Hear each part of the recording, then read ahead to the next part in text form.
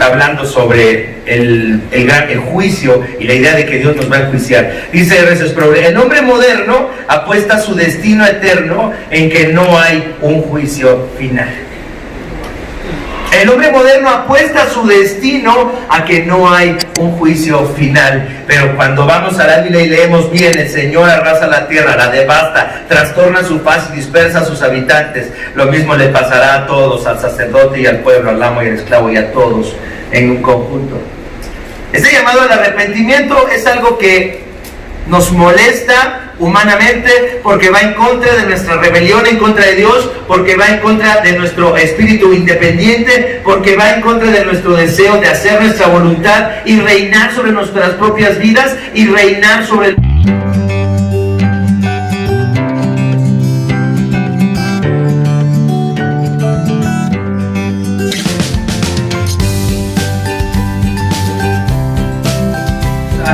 Isaías capítulo 24, versículos del 1 al 11. Vamos hoy a meditar en esta porción de la Escritura para continuar con la serie El pueblo de Dios, la manifestación de su gloria. Isaías 24, del 1 al 11. Dice así esta palabra. Miren, el Señor arrasa la tierra y la devasta, trastorna su faz y dispersa a sus habitantes.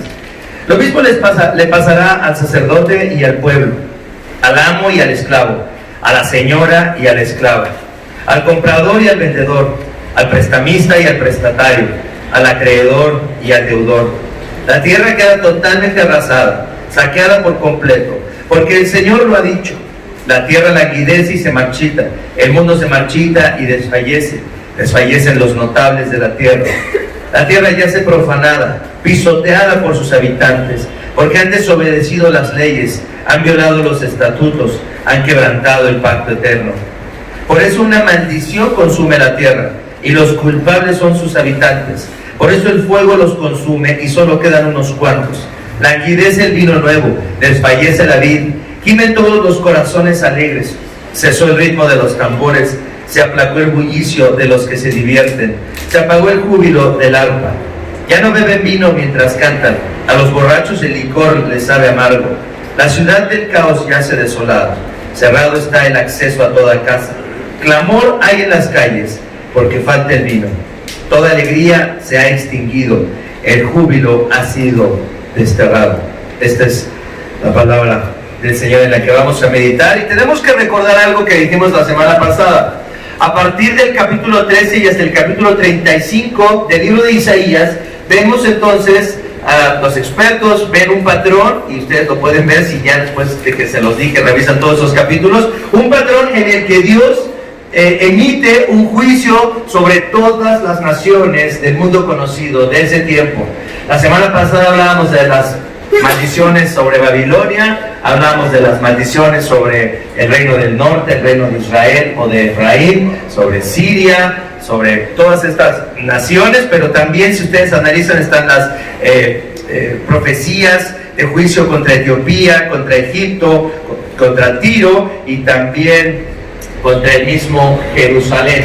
Esta es una porción muy larga y hay todos estos oráculos de juicio, y es muy importante poner atención cuando en la Biblia hay una porción muy grande que nos habla sobre un aspecto.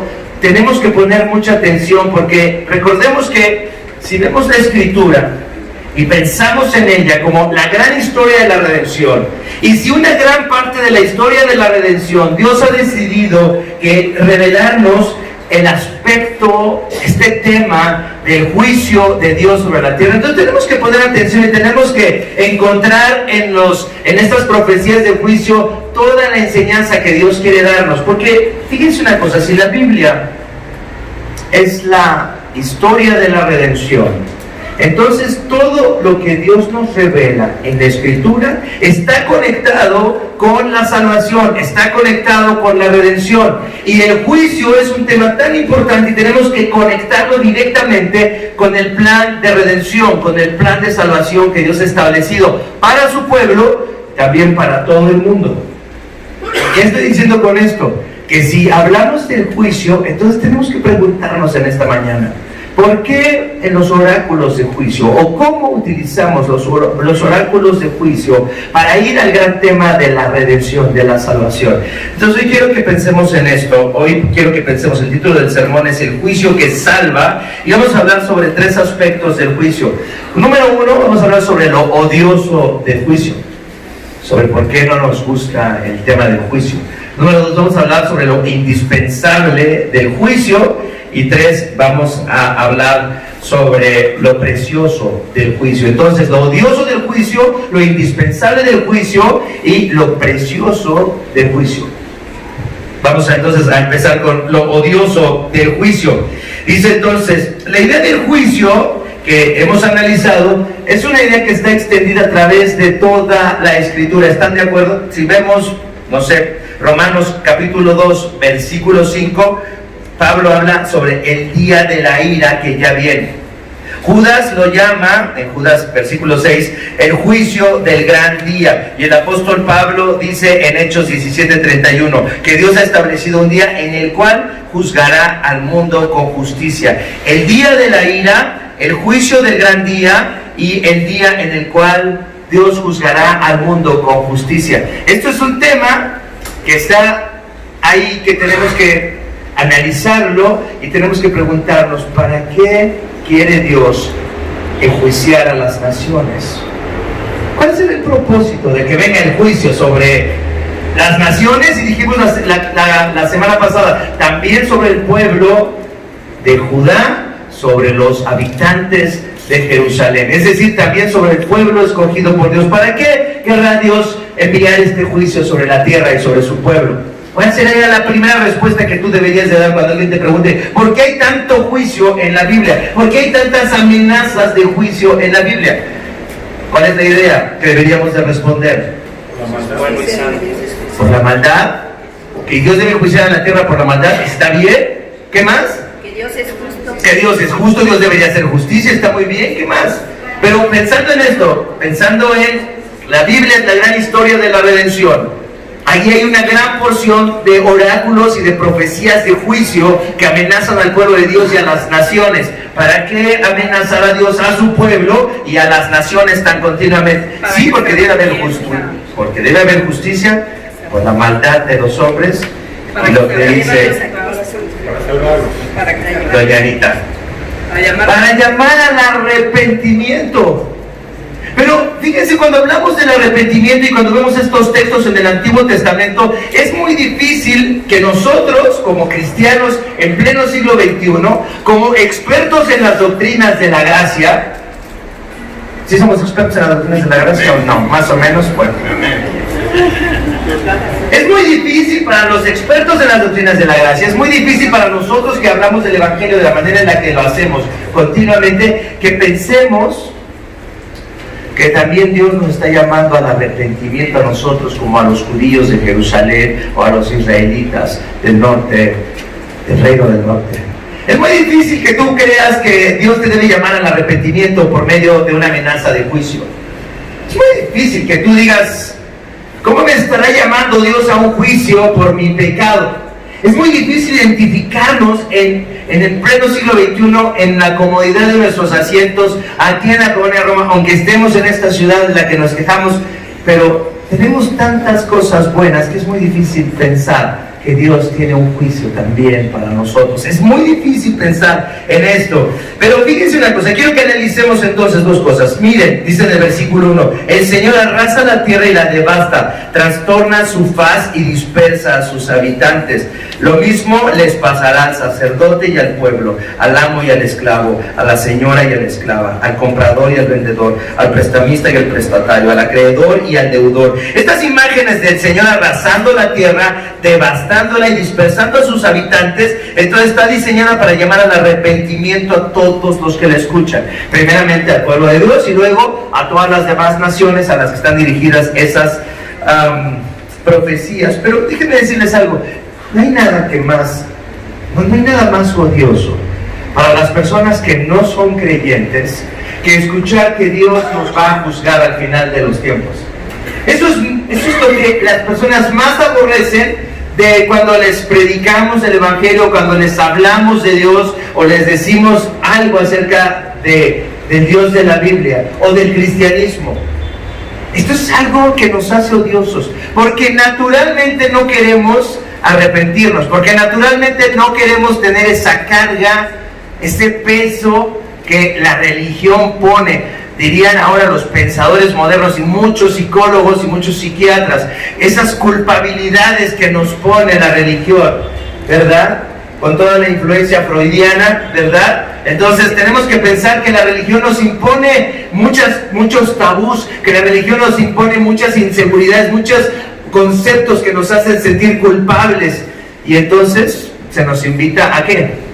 A que nos quitemos esa culpabilidad, a que dejemos de creer que Dios, que es un amigo imaginario, así dice mucha gente, ¿no? ¿Verdad? Ustedes que tienen un amigo imaginario con el que hablan y nos critican, ¿verdad? Y nos dicen qué tontos son con su amigo imaginario. Pero la verdad es que a la gente le da mucho miedo pensar que realmente un día van a tener que rendirle cuentas a Dios. Fíjense, R.C. Sproul dice algo muy interesante, hablando sobre el juicio y la idea de que Dios nos va a enjuiciar. Dice R.C. Sproul: el hombre moderno apuesta su destino eterno en que no hay un juicio final. El hombre moderno apuesta su destino a que no hay un juicio final. Pero cuando vamos a la Biblia y leemos bien, el Señor arrasa la tierra, la devasta, trastorna su faz y dispersa a sus habitantes. Lo mismo le pasará a todos, al sacerdote y al pueblo, al amo y al esclavo y a todos en un conjunto. Este llamado al arrepentimiento es algo que nos molesta humanamente, porque va en contra de nuestra rebelión en contra de Dios, porque va en contra de nuestro espíritu independiente, porque va en contra de nuestro deseo de hacer nuestra voluntad y reinar sobre nuestras propias vidas y reinar sobre el mundo. Eso es lo que queremos si Dios no nos salva. Queremos hacer nuestra voluntad y reinar sobre los demás, reinar sobre tu esposa, reinar sobre tu esposo, reinar sobre tus hijos, reinar sobre la economía, reinar sobre México, reinar sobre todas las cosas, sobre mi trabajo, sobre todas las cosas en donde yo tengo poder. Quiero reinar. Y si algo se opone a mi reino, entonces estoy frustrado, entonces estoy deprimido, entonces estoy furioso, entonces estoy mal. Porque originalmente el juicio de Dios es algo que odiamos, es algo que no queremos. Pero también fíjense, el juicio de Dios es odioso. ¿Por qué? No solamente por la amenaza de que vamos a ser juzgados al final de los tiempos, cuando tengamos que morir y presentarnos delante de Dios, sino también es odioso porque nos pone a un mismo nivel a todos. ¿No es horrible cuando tienes que ponerte al mismo nivel de los demás? No, cuando no eres especial. ¿A ustedes no les gusta sentir que son especiales? ¿No les gusta que les digan, mira qué especial eres único, eres increíble, eres un campeonísimo? ¿No les gusta sentirse especiales? Eso es lo que queremos, sentirnos especiales. Pero cuando vemos que este juicio viene para todos, este juicio es totalmente democrático, este juicio le va a ocurrir al sacerdote y al pueblo, al amo y al esclavo, a la señora y a la esclava, al comprador y al vendedor. No solamente es odioso pensar que Dios me va a juzgar cuando yo tenga que presentarme delante de Él o cuando venga la resurrección de los muertos. No quiero pensar en eso, no quiero pensar en ese amigo imaginario de los cristianos. Pero también no me gusta que me pongan con los chairos si soy fifí. No me gusta, ¿no? Porque Dios nos trata a todos igual. Todavía hay clases sociales. Se dice que cuando la hija de Franco solamente tuvo una hija, la famosa Carmencita, y iba a cumplir 15 años o 16 años. Carmen Franco, no sé si en España se celebra los 15 o los 16 años, pero también la duquesa de Alba iba a cumplir 15 años o 16 años el mismo año que la hija de Franco. Y entonces Franco era el dueño del país, Franco era el dueño de España, y el duque de Alba le iba a hacer una fiesta a su hija, y Franco le mandó decir con sus secretarios, ¿no podríamos juntar las fiestas de nuestras hijas? Yo soy Franco, soy el generalísimo, y usted es el hombre con más títulos en España y en Europa y en todo el mundo. No hay otra persona que tenga más títulos nobiliarios que usted, duque de Alba. y le mandó a decir al duque de Alba, algo muy atrevido en ese tiempo, que le pudo haber costado mucho, pero le dijo, todavía hay clases sociales. No puedo, todavía hay clases sociales. Fíjense todavía lo ridículo del mundo, ¿no? Donde todavía en medio del caos, en medio de la guerra y de la destrucción, todavía hay ese orgullo, ¿no? Pero cuando vemos la Biblia y cuando hablamos del juicio y pensamos en este juicio tan democrático, donde entonces vas a ser enjuiciado y condenado, aunque le vayas a la América, pero vas a ser enjuiciado y condenado junto con los que les van a las Chivas. Los que son panistas o priistas serán juzgados junto con los de Morena. Una vez se los aviso. Los del POI y los de la UNAM serán enjuiciados con los odiosos de STEC. Los veganos con los miembros del Club de Parrilleros de Monterrey. Los güeros con los prietos, todos revueltos, todos juntos con los que desprecian, todos juntos con los que odian, serán juzgados y no podrás salvarte.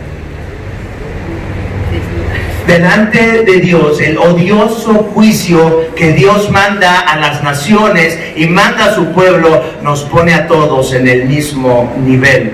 Estamos todos perdidos, somos miserables delante de Dios y somos objeto de la ira de Dios. Eso es lo que quiere recordarnos Isaías al darnos, lo que no quiere recordarnos Isaías. Dios quiere recordarnos a través de Isaías, poniéndonos tantos capítulos, tantos versículos, desde el capítulo 13 hasta el capítulo 35, todos estos oráculos del juicio. Tenemos que pensar más en el juicio de lo que queremos, aún como cristianos. No menosprecies toda esta esta cantidad de mensajes sobre el juicio que hay en la Biblia. Deberíamos de pensar más profundamente en lo igualitario del juicio, en lo odiosamente igualitario del juicio y en lo odiosamente amenazador del juicio. Y si tú piensas que tú no eres objeto del juicio de Dios, si tú piensas que eres mejor que los israelitas, si tú piensas que eres mejor que los judíos del siglo 8, se los he dicho todas las semanas, si piensas que tú eres mejor que los judíos del siglo 8, déjame decirte, estás equivocado. Por fin habrá un juicio justo para todos, para los ricos y para los pobres. ¿No es esto lo que deseamos todos? ¿No es la justicia algo que está en el pensamiento, en la filosofía y en la reflexión de todas las culturas del mundo? ¿Quién de ustedes quiere el día del juicio? ¿Quién de ustedes anhela el día del juicio? El gran día de la ira de Dios. ¿Quién de ustedes anhela ese día? Dejen de anhelarlo con tanta seguridad. ¿Cómo se hace justicia? ¿Cómo se hace con los que han hecho el mal a los demás? ¿Se puede vivir en esta vida pensando que la justicia es imposible? Fíjense una cosa, lo que quiero es que pensemos esto. Todos anhelamos que haya justicia, pero cuando pensamos en la justicia de Dios nos parece odioso ese juicio. Todos anhelamos que los malos reciban su castigo, pero cuando pensamos en Dios ejerciendo justicia parejo, entonces ya no nos gusta tanto la justicia. Pero podríamos pensar en un mundo donde no haya justicia. ¿Se imaginan una sociedad en donde no haya justicia? ¿Se imaginan un orden cósmico donde no haya justicia? Donde da lo mismo lo que hagas, si haces el bien o el mal, no importa. No importa. Pero no podemos vivir así. Si ustedes no conocen la obra de Agatha Christie, que se llama Asesinato en el Expreso de Oriente, si ustedes no la saben, y no lo voy a spoilear porque dicen que yo siempre spoileo todo, pero no es cierto.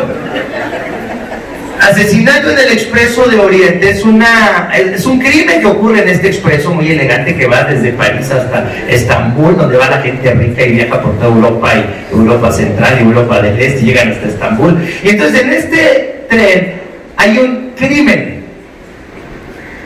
Y Hércules Poirot es este personaje, Hércules Poirot, que es el investigador de todas las historias de Agatha Christie. Hércules Poirot es un hombre que tiene sed de justicia. Quiere que haya justicia en el mundo y por eso siempre investiga hasta el último recoveco de algo para que se haga justicia. No quiere tener dudas de que se está haciendo justicia. Y en este caso, véanlo para que sepan de qué se trata. Es muy difícil hacer justicia. Y este Hércules Poirot, obviamente es Agatha Christie escribiendo, pero ven qué precioso, este deseo de que haya justicia, pero tal vez no haya justicia. Fíjense lo que dice Hércules Poirot: he visto el alma humana quebrarse, tantas vidas rotas, tanta ira y dolor, dando paso a la amargura, hasta que un crimen se convierte en muchos crímenes. Hasta que un crimen se convierte en muchos crímenes. Siempre he querido creer que el ser humano es racional y mi propia existencia depende de esa esperanza, la esperanza de que haya orden y métodos y que usemos la mente. Esa es mi esperanza, que seamos racionales, que utilicemos la mente, que haya orden. ¿Se acuerdan lo que dice Marx? No, hablando sobre cómo quiere qué clase de hombres deben establecer un nuevo orden en el mundo. Hombres justos, libres, hombres que piensen bien. ¿Dónde están? Y finalmente dice, pero ahora, dice Hércules Poirot, en este caso, tal vez tenga que escuchar a mi corazón. En este caso me he dado cuenta de que las escalas de la justicia no siempre pueden estar equilibradas. Y tal vez tenga que aprender a vivir sabiendo que no hay balance, sabiendo que tal vez no haya justicia. Está increíble. Llega un punto en este caso en el que dice, yo quiero que haya justicia, pero tal vez en este caso no voy a poder usar mi mente. Tal vez en este caso no voy a poder hacer que las balanzas queden justas, el ojo por ojo, el diente por diente, que haya una restitución del mal. Tal vez en este caso voy a tener que usar mi corazón y tal vez tenga que aprender a vivir con la realidad de que tal vez no hay justicia. Se puede vivir sin pensar que haya justicia, sin la esperanza de la justicia. Puedes vivir tú pensando que tal vez no va a haber justicia. Todos queremos justicia, pero la justicia, cuando la pensamos como la propone Dios, es odiosamente amenazante y es odiosamente igualitaria esta justicia.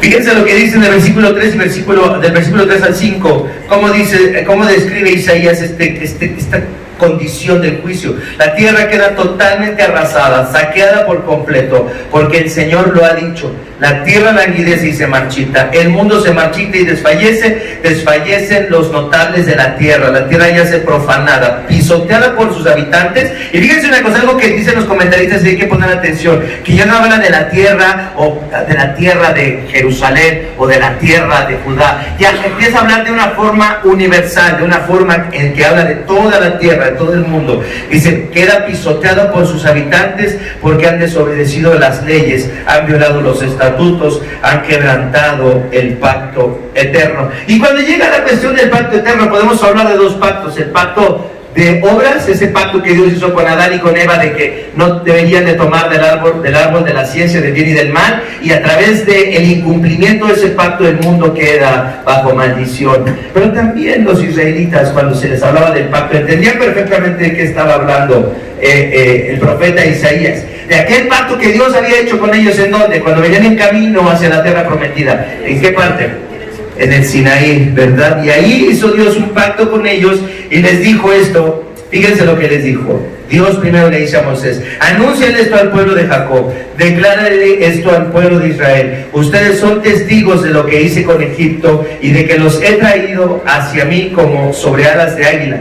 Si ahora ustedes me son del todo obedientes y cumplen mi pacto, serán mi propiedad exclusiva entre todas las naciones. Aunque toda la tierra me pertenece, ustedes serán para mí un reino de sacerdotes y una nación santa. Comunícales todo esto a los israelitas. Moisés volvió entonces, convocó a los ancianos del pueblo para exponerles todas estas palabras que el Señor les había ordenado, les había comunicado, y todo el pueblo respondió a una sola voz: cumpliremos con todo lo que el Señor nos ha ordenado.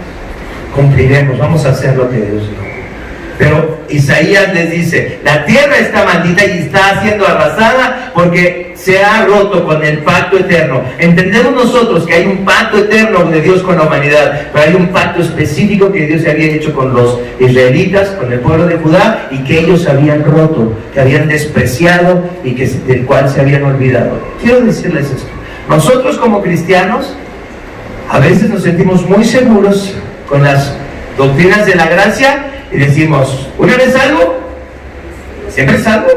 Yo hice la oración para invitar a Jesús a entrar en mi corazón y a mí me dijeron que nunca se va a salir de ahí Jesús. ¿Okay? Si tú crees que tú eres mejor que los israelitas que hicieron estas promesas, déjame decirte que no eres mejor. Tienes que analizar, tienes que reflexionar cómo está tu corazón. Y por eso también el juicio es indispensable. Por eso hay una necesidad de que Dios traiga el juicio. Porque nos podemos hacer flojos, porque podemos olvidarnos del pacto que hicimos con Dios, aunque dijimos una vez ciertas palabras como si fueran mágicas, y entonces ya ahí queda todo. Tenemos que analizarlo de una forma más profunda. El objetivo entonces del juicio de Dios es que la gente se arrepienta. Y si Dios está comprometido con la salvación de sus elegidos, entonces debe hacer todo para ganar sus corazones. Fíjense lo que dice el versículo 7 al 11. Esta parte final de lo que leímos hoy. Dice: languidece el vino nuevo, desfallece la vid, gimen todos los corazones alegres. Cesó el ritmo de los tambores, se aplacó el bullicio de los que se divierten. Se apagó el júbilo del arpa, ya no beben vino mientras cantan. A los borrachos el licor les sabe amargo, la ciudad del caos yace desolada. Cerrado está el acceso a toda casa. Clamor hay en las calles porque falta el vino. Toda alegría se ha extinguido, el júbilo ha sido desterrado. Ya no hay vino, ya no hay música, ya no hay alegría. Se ha acabado. Muchas personas piensan que este es un texto para evitar el alcoholismo. Déjenme decirles que sí está incluido, pero no es eso de lo que se trata. ¿Por qué te habla tanto del vino, del licor?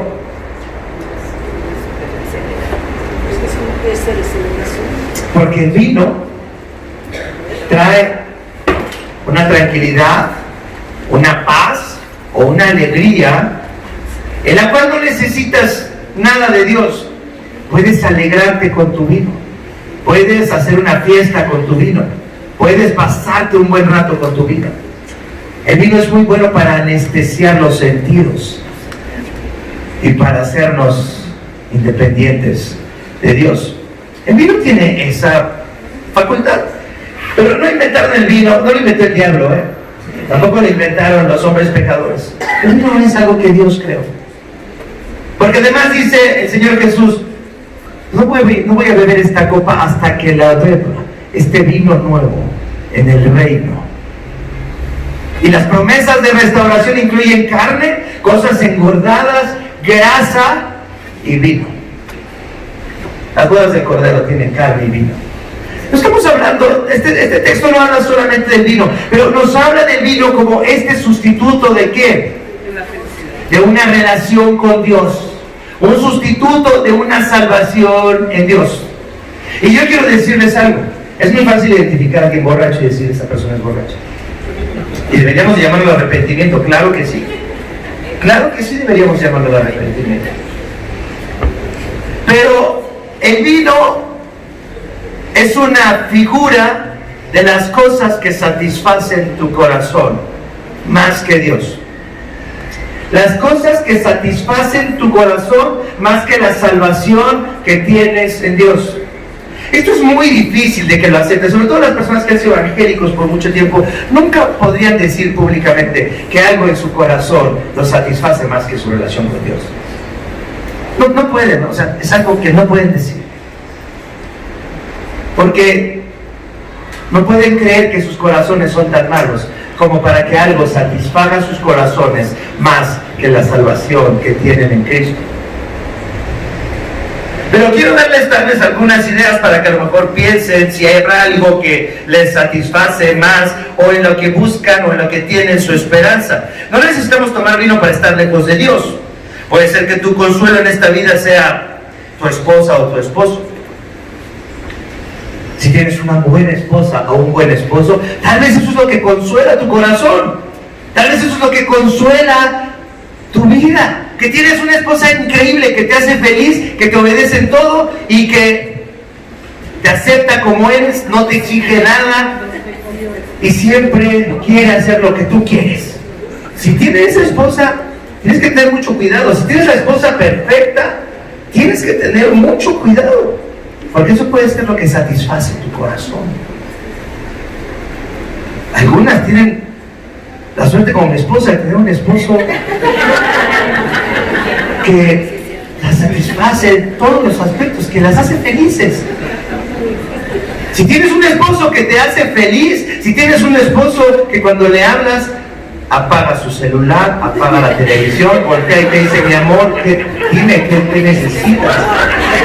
Si tú tienes un esposo así, puede ser que fácilmente tu corazón esté satisfecho con ese esposo, que es capaz de apagar su celular y la televisión y voltearte a ver a los ojos y decirte, mi amor, ¿qué quieres? ¿Qué necesitas? Si tú tienes un esposo que cuando tú llegas y le preguntas, ¿cómo te fue hoy? En lugar de gruñir, bien. En lugar, cuando le dices, ¿y qué te dijo tu mamá? Nada. ¿Y qué te dijo la mamá? Nada. Si tú tienes un esposo que te dice, mira mi amor, me dijo todo esto y me platicó y me estuvo diciendo, y mamá también me dijo y esto, y cuando fui entonces el semáforo estaba un poco, no funcionaba, pero cuando pasé me di cuenta de que acá el circuito interior estaba libre, y entonces llegué hasta Benjamin Franklin y te da todos los detalles y te platica todo eso. Si tú tienes un esposo así, entonces ese esposo seguramente satisface tu corazón. Seguramente estás llena, plena, satisfecha de tener un hombre que te escucha, que te ve a los ojos y que quiere darte más tiempo. Qué peligroso tener una esposa que te satisfaga, un esposo que te satisface, porque es muy fácil que eso llene tu corazón. Como el vino llenaba el corazón de alegría de la tribu de Judá de este tiempo, y dice, se acabó el vino. Puede ser que tus hijos sean el consuelo de tu vida, verlos ya crecer, verlos que son profesionistas, verlos que van por un buen camino. Puede ser que eso satisfaga tanto tu corazón que digas, vale la pena vivir, porque mis hijos están bien. Porque si mis hijos no estuvieran bien, no quisiera vivir yo. Si mis hijos no están bien, no están saludables, no tienen una carrera productiva, no les está yendo bien financieramente, no se casaron con alguien exitoso, guapo. Si tus hijos están así, saludables, bien casados, tienen una buena profesión, son productivos, tienen dinero, son profesionistas, tienes una razón para vivir. Pero la verdad, si un hijo no está saludable, si no es profesionista, si no está casado con una buena persona, no vale la pena vivir. Yo no quiero vivir así, ¿tú sí? ¿O sí? ¿Me están entendiendo o qué? ¿Vale la pena vivir si nuestros hijos no están bien? ¿Vale la pena seguir viviendo si nuestros hijos son un desastre? Si nuestros hijos se están muriendo, si nuestros hijos no son lo que nosotros queremos, si nuestros hijos no hacen nuestra voluntad, si se casaron con personas que nos caen gordísimas. ¿Vale la pena vivir? ¿Tú quisieras vivir así? ¿O tus hijos te satisfacen? ¿O tus hijos llenan tu corazón? Es muy fácil pensar que no necesitamos vino, pero no es tan fácil pensar que no necesitamos tener esa esposa o ese esposo. No es tan fácil pensar que no necesitamos esos hijos. ¿Te llena tu profesión? ¿Te llena la posición que tienes en tu profesión? ¿Te llena tu familia? Tenemos una familia increíble, somos la familia muégano tradicional mexicana, nos amamos, aguas de el que se ponga contra nosotros, porque el que ofende a uno, ofende a todos, ¿no? Siempre están en pleito, pero son muéganos, ¿verdad? Puede ser que tu consuelo es tu casa, tus posesiones, tus fantasías románticas o tus fantasías de lujuria. ¿Qué es lo que consuela tu corazón? ¿Qué es lo que consuela tu corazón? No necesitas ser borracho, ¿eh? No necesitas tomar vino para ser un idólatra. No necesitas ser borracho para ser un idólatra. Puede ser que tu corazón esté tan satisfecho con algo de este mundo, que estás tan lejos de Dios como estaban los judíos de Jerusalén del siglo VIII. Dime qué amas más que a Dios, si es que tienes el valor para aceptar que hay algo que amas más que a Dios. De eso se trata esto. ¿Por qué decimos que el juicio es indispensable? Es indispensable que el juicio venga para que yo sea curado de mi idolatría. Porque lo que Dios quiere es ganar mi corazón. Lo que más le importa a Dios no es darme una buena esposa y darme buenos hijos y darme una buena casa y darme salud y darme una buena ciudad y darme buenos amigos. Eso no es la prioridad de Dios para Víctor Cruz. Y no es la prioridad de Dios para ti y para ti y para ti. La prioridad de Dios es salvarte de tu corazón idolátrico, que no es mejor que el de los judíos del siglo VIII que habitaban Jerusalén.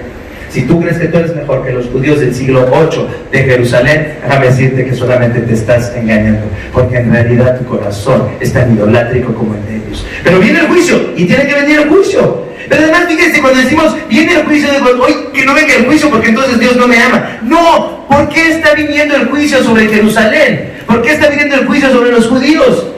Porque los ama, porque no quiere que se pierdan junto con todas las naciones de la tierra. Qué bueno que el Señor trae algo que no funciona en mi vida. Qué bueno que hay algo que no funciona en mi vida. Es una bendición que haya algo que no funciona en mi vida. Es bueno que mi salud no está al 100%. Estos 3 años han sido maravillosos, casi 4 años ya los dejo, siempre los aburro con mi artritis reumatoide, pero es que es algo fantástico mi artritis reumatoide. Es fantástica. Es algo que me ha revelado a Dios de una manera increíble. Y como me lo dijo una hermanita, ¿verdad? Hermano, a lo mejor tienes un pecado oculto y por eso Dios te está enjuiciando. Así me lo dijo. A lo mejor Dios te está enjuiciando porque tienes un pecadillo oculto. Digo, pues claro, ni modo que todo el mundo sepa mis pecados, tampoco yo sé todos los tuyos, hermana. No, o sea, pues sí, claro que hay un pecado oculto. Mi idolatría, ¿no? Solamente yo sé cuál es mi idolatría, solamente yo sé qué es lo que más amo más que Dios. Pero cuando viene una enfermedad así, y entonces tengo que arrastrar los pies, o no puedo abrir la lata de mermelada para hacerme mi pan en la mañana, o cuando no puedo hacer cosas tan tontas, me río y digo, qué bueno Dios, que has puesto esto en mi vida. No porque soy un buen cristiano, no porque tengo mucha fe, no porque soy muy lindo. No. Sino porque sé que Dios me ama. Y porque quiere recordarme todos los días cuánto necesito la salvación de mi propio corazón, que ama más las cosas de este mundo que a Dios. Por lo menos yo soy así. Ustedes no creo que sean tan malos como yo, tan perversos como yo.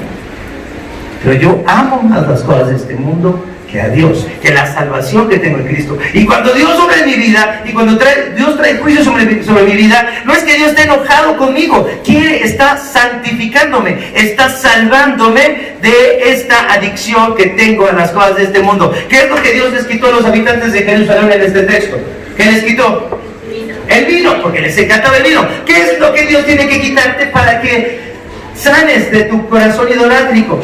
Pero tenemos muchas opciones, ¿eh? Yo podría estar orando todos los días por dame la sanidad, Dios. Quítame esta artritis reumatoide. ¿Saben cuál es mi problema, hermanos? Mi artritis reumatoide. Si yo me enfoco en eso, es algo tonto, es algo absurdo. Por eso necesita Dios recordarnos a través de una porción tan grande de la Escritura, donde está su juicio, que Dios quiere ganar nuestros corazones y está luchando con nosotros para que nos demos cuenta de lo idolátrico de nuestros corazones. Y en lugar de enfocarme en mi sanidad, en que mi hija se salve, en que mi matrimonio sea perfecto, en que yo tenga un buen trabajo, en que tenga todas las cosas que yo quiero, en lugar de enfocarme en eso, en la salud, en el dinero y en el amor, con quién me casaré, cuántos hijos voy a tener, si voy a comprar la casa, o sea, en lugar de enfocarme en que Dios me dé lo que yo quiero, debería de enfocarme en lo que Dios quiere mostrarme al exponer mi idolatría, al exponer lo idolátrico de mi corazón.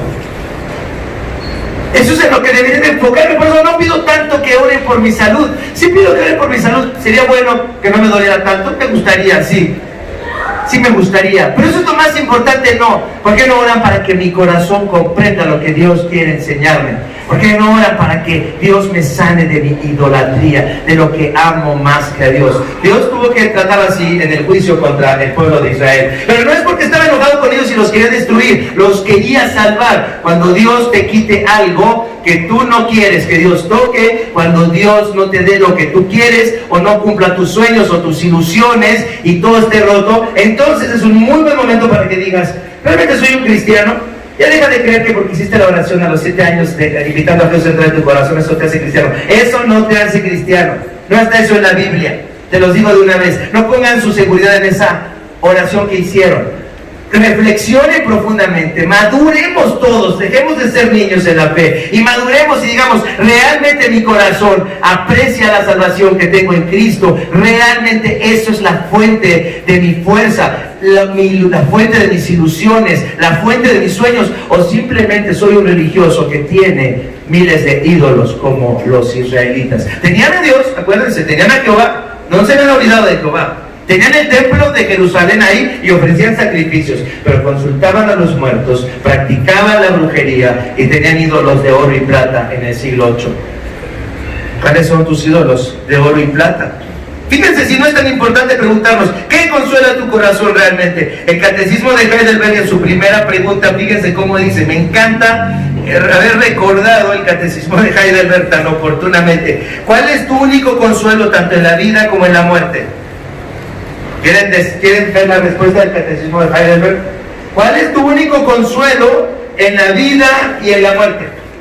Fíjense qué preciosa es la respuesta.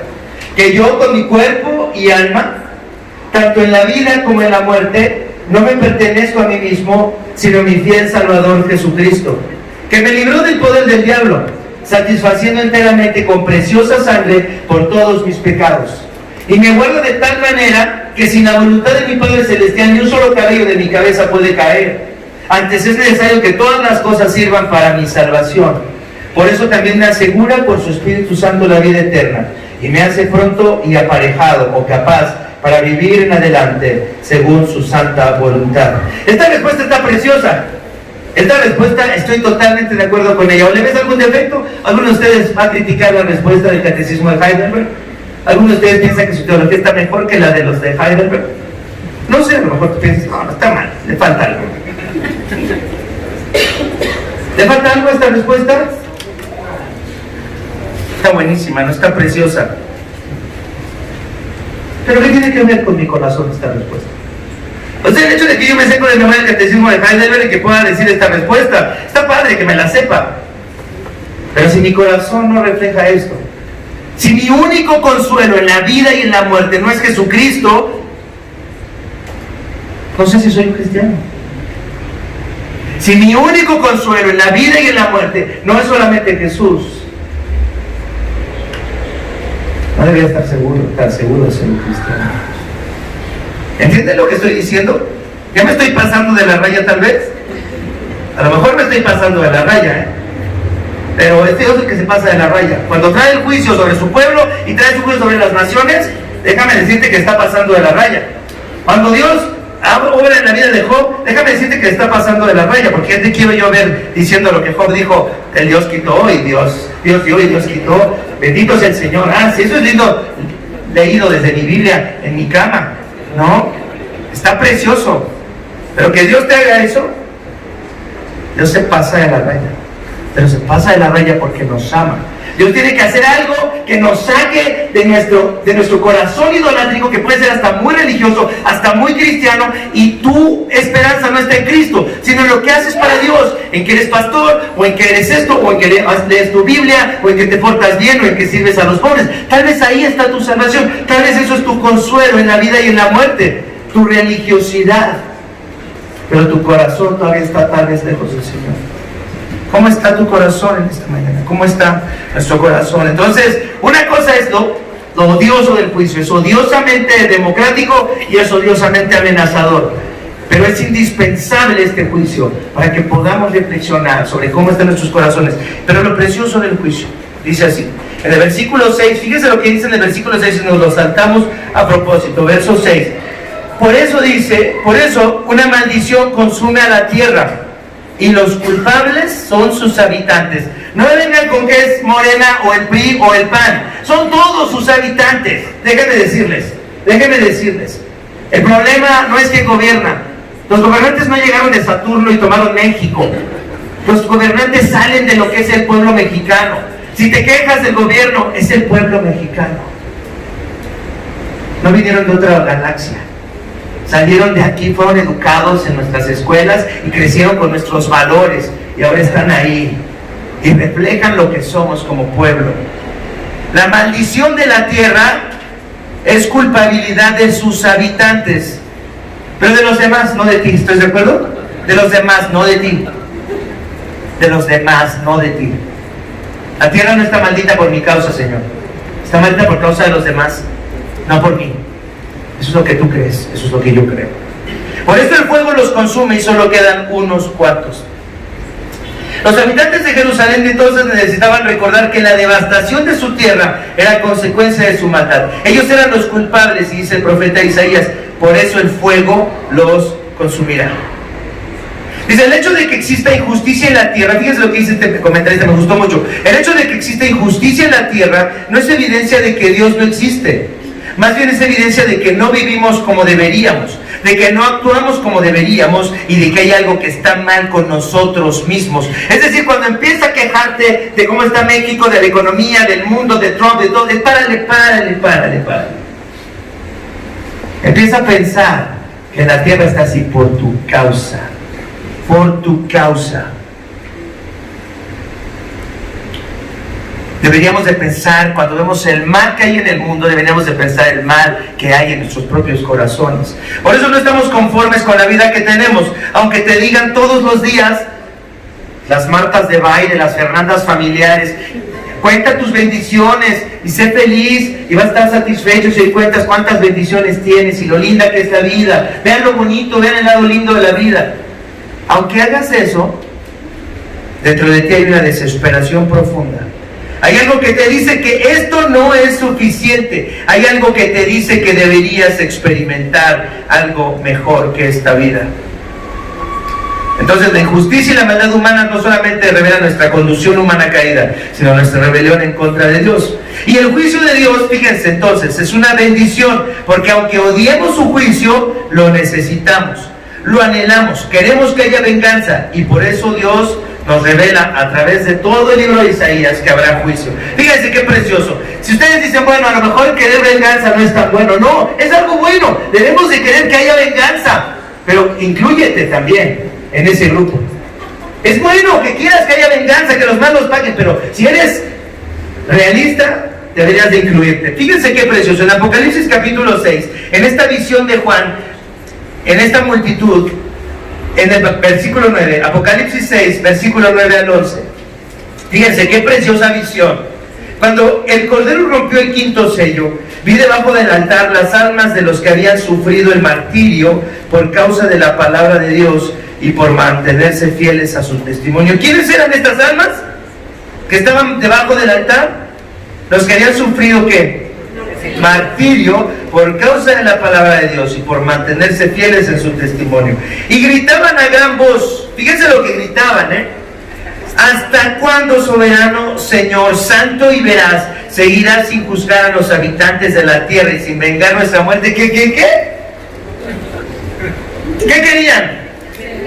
Estos santos, estos que estaban debajo del altar, muy cerca de este lugar santísimo, ¿qué querían? Dios no está en contra de que quieras venganza. Qué bueno que anhelas venganza.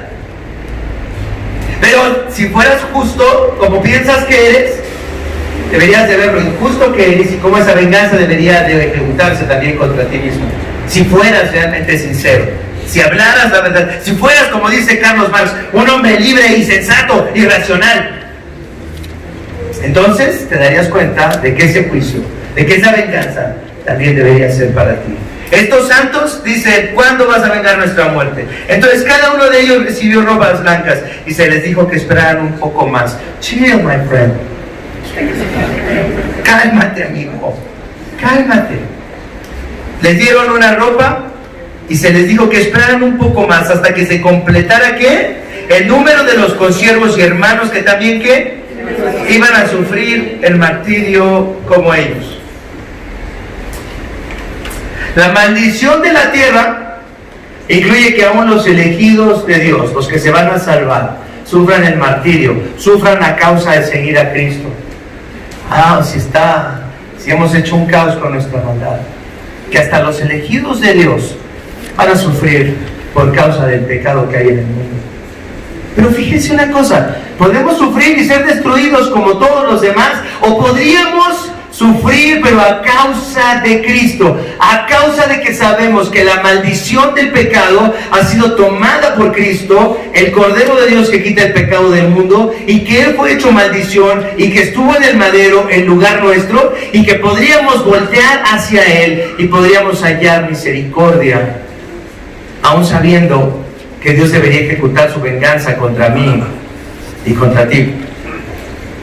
¿Te das cuenta lo precioso? Dice Isaías, la tierra está maldita por su causa. Tú como cristiano dices, sí, yo sé que la tierra está maldita por mi causa, no por la causa de los demás, por mi causa es maldita la tierra. Pero gracias a Dios, lo precioso del juicio es que Dios puso a su Hijo en lugar nuestro y lo enjuició siendo inocente, y Cristo ha tomado el precio de nuestro pecado, y ahora podemos levantarnos delante de Dios y podemos afirmar que hemos recibido esa salvación de manera totalmente inmerecida, a pesar de lo idolátrico de nuestros corazones, a pesar de lo imperfecto de nuestra fe. Hemos recibido la salvación que hay en Cristo y a eso nos aferramos. Es precioso el juicio de Dios, porque me lleva a entender que alguien fue enjuiciado en mi lugar y que Dios me dice, no tienes que ser enjuiciado, puedes escapar del juicio si pones tu fe en mi Hijo.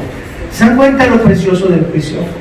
Es precioso que Dios me amenace con el juicio y que diga, pero hay una salida, Víctor. Tu corazón está horrible. Te encantan las cosas de este mundo. Adoras las cosas de este mundo. Pero yo quiero salvarte de esa condición. Y me da un Salvador que toma mi juicio, que es maldecido en mi lugar. Y entonces puedo levantarme y puedo ser libre de esa maldición del pecado, y puedo acercarme a Dios y puedo saber que Él es mi Padre y que soy adoptado y que soy justificado a pesar de mi corazón idolátrico. Y tengo que ir a mi corazón idolátrico todos los días, y todos los días tengo que pedirle a Cristo, sálvame de mi corazón idolátrico. No pienses que la salvación es algo del pasado, es algo que tienes todos los días mientras no te olvides que la tienes. Porque si te olvidas de tu salvación, quiero que pienses esto, tal vez no seas un cristiano. Si todos los días no piensas en tu salvación, si todos los días no reflexionas cuánto necesitas a Jesús, puede ser que no seas un cristiano. Pero si todos los días piensas cuánto necesitas a Cristo, entonces no hay nada que te aparte de Cristo. Nada te puede apartar de Jesús. Pero tienes que pensarlo más continuamente. No pienses que la salvación es algo que efectuó Dios en el pasado. Es algo que Dios efectúa todos los días en nuestra vida mientras reflexionamos en esto. Vamos a orar. Padre bueno, Padre amoroso, Padre lleno de misericordia, Señor, ¿qué palabras pones en el profeta Isaías? Señor, pones este juicio que nos debería de hacer temer, que nos debería de llamar al arrepentimiento. Pero Padre, qué fácil es tomar la salvación y vivir satisfechos, vivir felices con las cosas de este mundo, deseando las cosas de este mundo, ilusionados por las cosas de este mundo. Padre, perdónanos, Señor, por lo idolátrico de nuestros corazones. Señor, en esta hora te agradecemos tanto que te recibas a tu iglesia. Aún así, aún con esos corazones idolátricos, eres capaz de recibir y perdonar a tu iglesia, porque Cristo Jesús llevó el precio de nuestro pecado. Padre, gracias porque no te admiras de nuestro pecado. Gracias porque no te sorprende nuestro pecado ni te escandaliza nuestro pecado, sino nos ves tan viles, tan miserables y tan adictos a las cosas de este mundo que tú tienes que salvarnos. Y en esa salvación nos aferramos en esta mañana, y a ese amor nos aferramos esta mañana, y nos aferramos al Cordero que fue inmolado desde antes de la fundación del mundo, y que su sangre nos limpia de todo pecado. Y en eso pensamos y en eso reflexionamos, en esa realidad espiritual efectuada a nuestro favor. Nos gozamos y nos alegramos en esta mañana, y realmente pensamos que eso sea nuestro único consuelo en esta vida. Consuélanos con Cristo, solamente con tu Hijo. Consuélanos con la sangre preciosa que fluye del Calvario. Que no hallemos consuelo en esta vida, Señor, si no es en Cristo. En ese nombre precioso oramos. Amén.